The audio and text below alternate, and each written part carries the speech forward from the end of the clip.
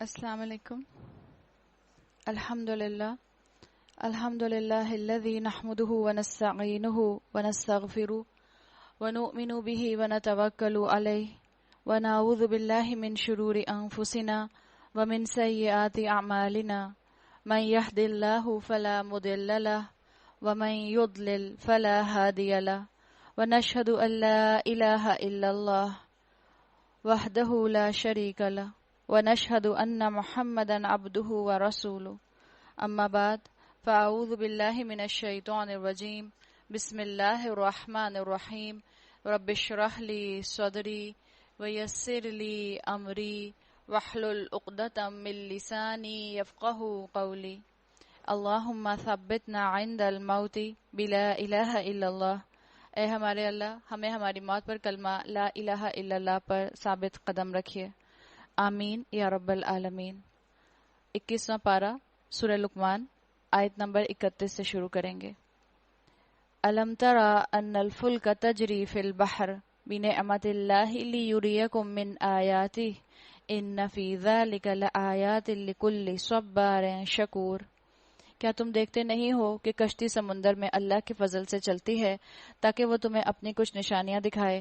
در حقیقت اس میں بہت سی نشانیاں ہیں ہر اس شخص کے لیے جو صبر اور شکر کرنے والا ہو.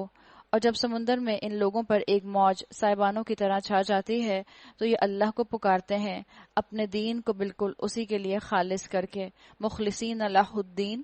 اسکالرز کے مطابق یہاں دین سے مراد اطاعت ہے، یعنی اپنی اطاعت کو اللہ کے لیے خالص کر لیتے ہیں. پھر جب وہ بچا کر انہیں خشکی تک پہنچا دیتا ہے تو ان میں سے کوئی اقتصاد برتتا ہے اور ہماری نشانیوں کا انکار نہیں کرتا مگر ہر وہ شخص جو غدار اور ناشکرا ہے. یا ایھا الناس، اے لوگو، اتقوا ربکم، اپنے رب کے غضب سے ڈرو، واخشوا یومن، اور اس دن سے ڈرو، لا یجزی والد عن ولدہ، جس دن کوئی باپ اپنے بیٹے کی طرف سے بدلہ نہ دے گا، یعنی اپنی سب فکر کرو، اور نہ کوئی بیٹا ہی اپنے باپ کی طرف سے کچھ بدلہ دینے والا ہوگا. ان وعد اللہ حق، فی الواقع اللہ کا وعدہ سچا ہے. بس یہ دنیا کی زندگی تمہیں دھوکے میں نہ ڈالے اور نہ دھوکے باز تم کو اللہ کے معاملے میں دھوکہ دینے پائے. دھوکہ کس بات کا دھوکہ؟ کہ جیسے شیطان دھوکہ دیتا ہے کہ آخرت آنے ہی نہیں. شیطان کا دھوکہ، شیطان اللہ کی نافرمانی کا دھوکہ دیتا ہے. شیطان جو ہے وہ آپ سے 100 نیکیاں کرواتا ہے چھوٹی چھوٹی اور ایک بڑا کبیرہ گناہ کراتا ہے. یہ ہے اس کا دھوکہ. اس کا دھوکہ کیا؟ کہ تم گناہ کرتے رہو، عمر کے آخر میں اللہ سے معافی مانگ لینا تو گناہوں کے بھروسے پر جنت کی امید دلاتا ہے. اس چیز کا دھوکہ بتا دیا گیا. اس گھڑی کا علم اللہ ہی کے پاس ہے، وہی بارش برساتا ہے، وہی جانتا ہے کہ ماؤں کے پیٹوں میں کیا پرورش پا رہا ہے. کوئی متنفذ نہیں جانتا کہ کل وہ کیا کمائی کرنے والا ہے، اور نہ کسی شخص کو یہ خبر ہے کہ کس سرزمین میں اس کو موت آنی ہے. اللہ ہی سب کچھ جانتا ہے.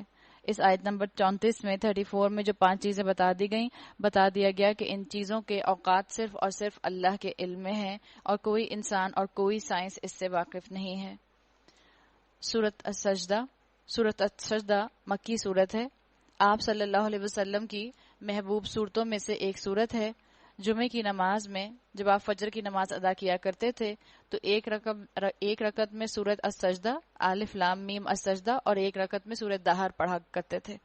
اور آپ صلی اللہ علیہ وسلم سے یہ سورت جو ہے رات سوتے وقت پڑھنا بھی ثابت ہے. جیسے سورہ ملک آپ صلی اللہ علیہ وسلم سے ثابت ہے کہ آپ صلی اللہ علیہ وسلم رات سونے سے پہلے سورہ ملک پڑھا کرتے تھے. اسی طرح سورۃ الف لام میم السجدہ، یہ سورت بھی اللہ کے رسول سے ثابت ہے کہ رات سونے سے پہلے پڑھا کرتے تھے. بسم اللہ الرحمن الرحیم. الف لام میم تنزیل الکتاب لا ریب فیہ من رب العالمین. الف لام میم، اس کتاب کی تنزیل بلا شبہ رب العالمین کی طرف سے ہے.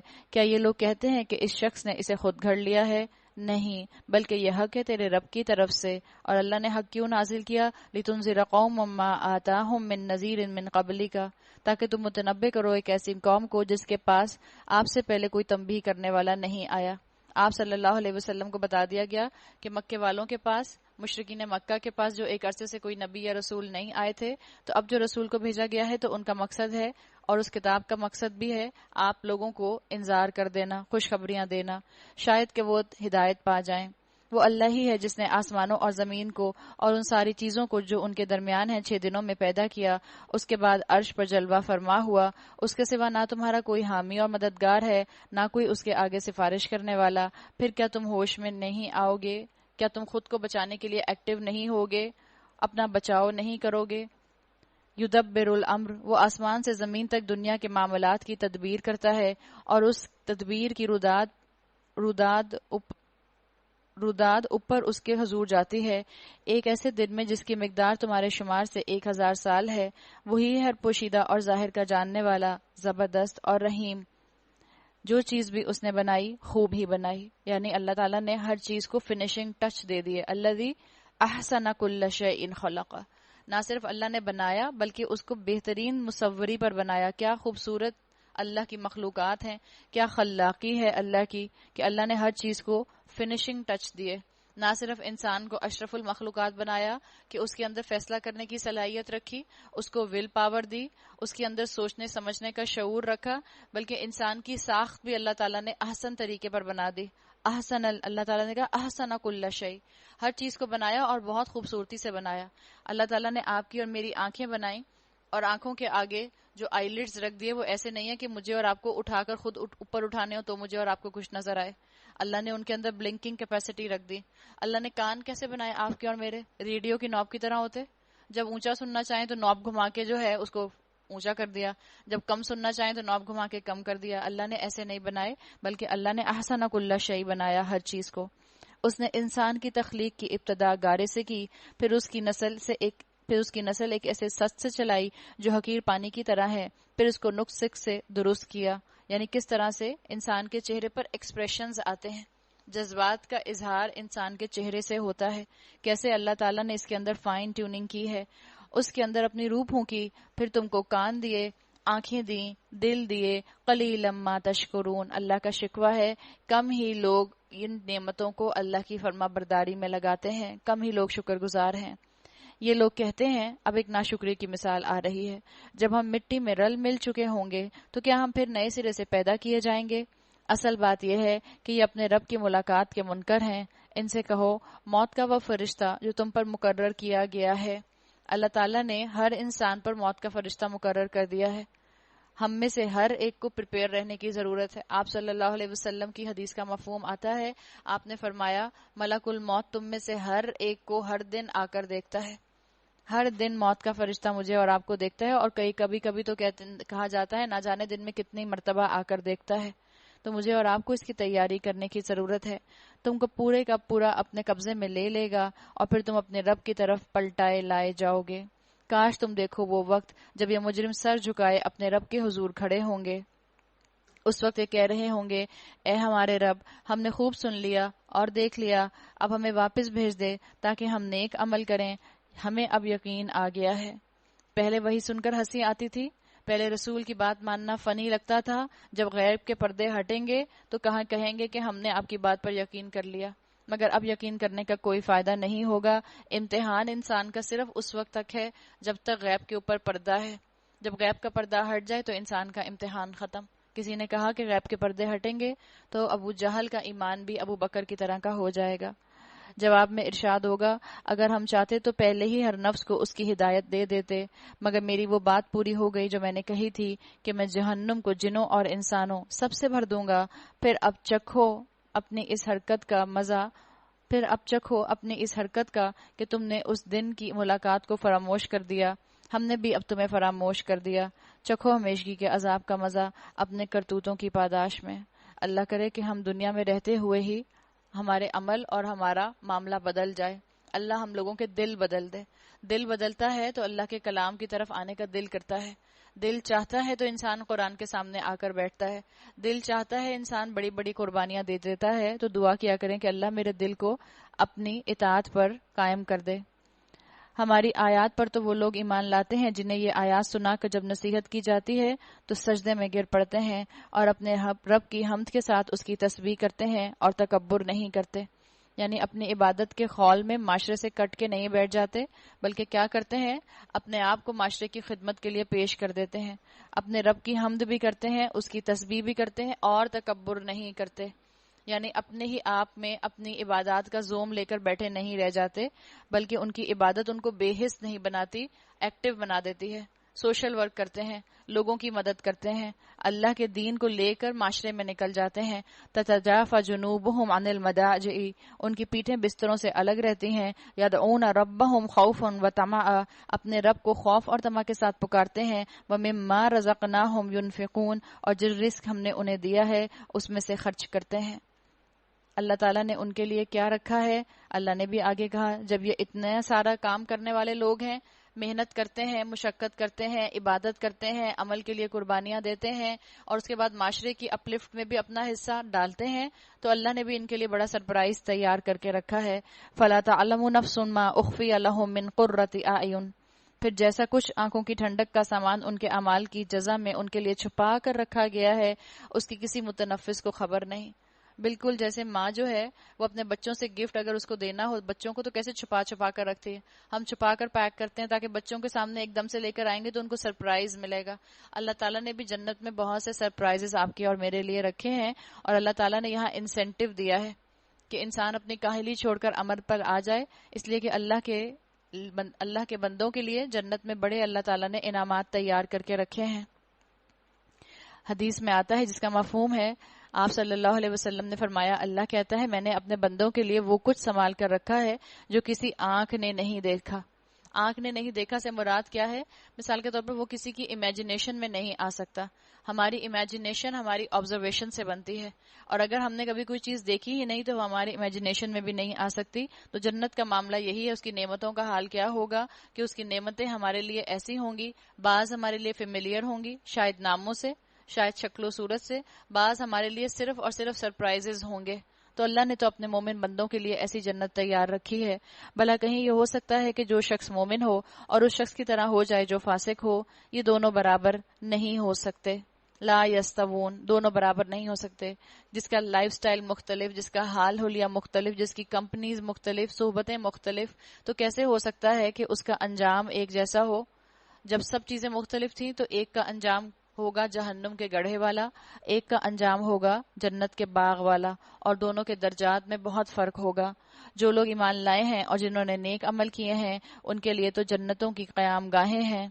نزلم بما کانوا یعملون، ضیافت کے طور پر ان کے اعمال کے بدلے میں، اور جنہوں نے فسق اختیار کیا ہے ان کا ٹھکانہ دوزخ ہے، جب کبھی وہ اس سے نکلنا چاہیں گے اسی میں دھکیل دیے جائیں گے۔ ان سے کہا جائے گا چکھو اب اسی آگ کا مزہ جس کو تم جھٹلایا کرتے تھے، یعنی بتا دیا گیا کہ تم جس تمنا کی بیسس پر جنت کی تمنا کیے بیٹھے تھے، آج تمہیں اس کی حقیقت کھل کر سامنے آ جائے گی اور پتہ چل جائے گا۔ اس بڑے عذاب سے پہلے ہم اس دنیا میں کسی نہ کسی چھوٹے عذاب کا مزہ انہیں چکھاتے رہیں گے، شاید کہ یہ اپنی باغیانہ روش سے باز آ جائیں۔ اور ہم کراچی والے اس حقیقت کو خوب جانتے ہیں، ہمارے اوپر کئی آزمائشیں ہیں۔ اللہ تعالیٰ اس سے پہلے کہ وہ ساعہ قائم کرے، وہ قیامت قائم ہو اور لوگوں کے اوپر آزمائش آئے، اللہ نے کہہ دیا کہ جو باغی ہوگا، جو ریبیلین ہوگا، جو شریعت کے دائرے سے اپنے آپ کو جان چھڑانے کے لیے دور سے دور بھاگے گا، اللہ دنیا میں بھی اس کو کسی نہ کسی روش میں مبتلا کر کے رکھے گا۔ تو ہم سب بھی اپنی اپنی زندگیوں میں جھانکیں اور دیکھیں کہ کہاں کہاں ہم اللہ کی نافرمانی کر رہے ہیں۔ میں انڈیویجولی کوشش کروں اپنا عمل بدلنے کی۔ افراد بدلتے ہیں تو یاد رکھیں قومیں بدلتی ہیں، اور جب انسان اپنی اصلاح کر لیتا ہے تو معاشرے کی اصلاح کا کام جو ہے وہ شروع ہو جاتا ہے۔ اور اپنے آپ سے انسان کبھی نا امید نہ ہو۔ جیسے موسم بھی تو بدل ہی جاتا ہے، آخر گرمی تھی تو موسم اللہ نے بہتر کر ہی دیا، یہ گرمی ختم ہوگی تو آخر آٹم آئے گا ہی، آٹم ختم ہوگی تو آخر ونٹر آئے گا ہی۔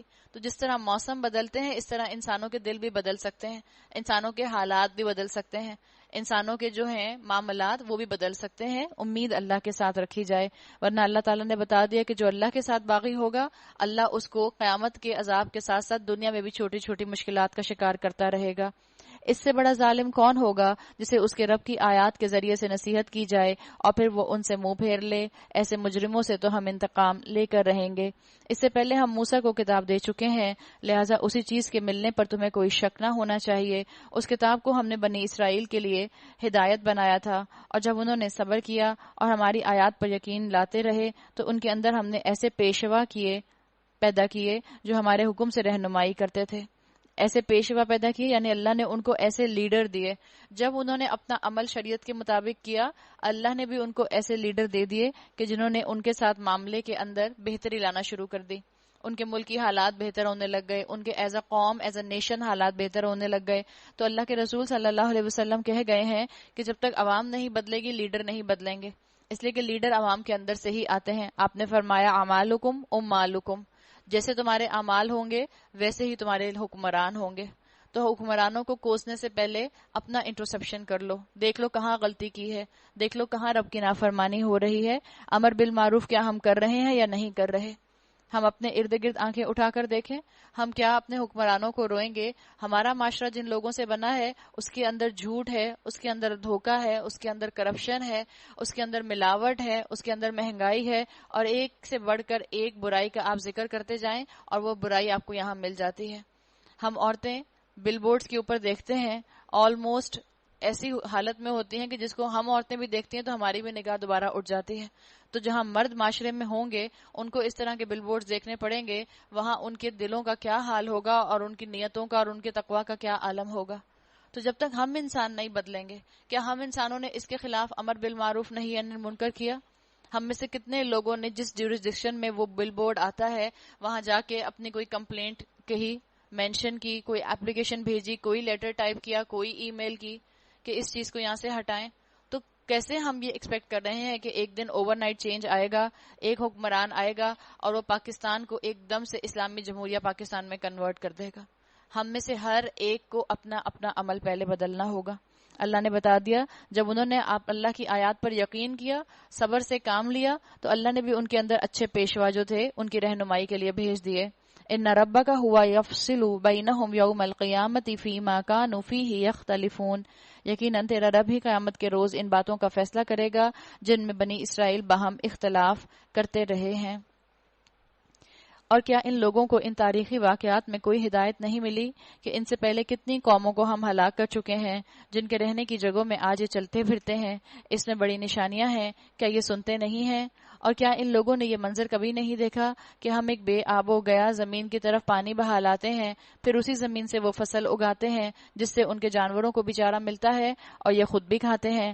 تو کیا انہیں کچھ نہیں سوچتا؟ یہ لوگ کہتے ہیں یہ فیصلہ کب ہوگا اگر تم سچے ہو؟ ان سے کیا کہو، فیصلے کے دن ایمان لانا ان لوگوں کے لیے کچھ بھی نافع نہ ہوگا جنہوں نے کفر کیا ہے اور پھر ان کو مہلت نہ ملے گی. فاعرض عنہم، اچھا ان سے اعراض کیجئے، یعنی ان کو ان کے حال پر چھوڑ دیجئے. وانتظر، اور انتظار کیجئے. انہم منتظرون، ہم بھی آپ کے ساتھ جو ہیں انتظار کرنے والے ہیں. بڑا بس قسمت ہے وہ انسان جو دوسروں کی دنیا بناتے بناتے اپنی آخرت بگاڑ لے. اسلام آپ سے اور مجھ سے یہ نہیں چاہتا کہ آپ اور میں دوسروں کو نہیں ان منکر کریں، اور اگر وہ بات نہ مانیں تو ہم ان کے منکر میں ان کے ساتھی بن جائیں. نہیں، اسلام نے سکھایا ہے لوگوں تک کنوے کرو، لوگ نہ مانیں ان کو چھوڑ دو، پھر کچھ دیر کے بعد کنوے کرو، پھر دعوت دو، لیکن اپنے ایمان پر جم کر رہنا، اپنے ایمان پہ قائم رہنا، اور یاد رکھنا اللہ انتظار کر رہا ہے. جس وقت وہ ساعہ قائم ہوگی، جس وقت وہ گھڑی قائم ہوگی، اس وقت مجرموں کو بالکل بھی پناہ نہیں مل سکے گی.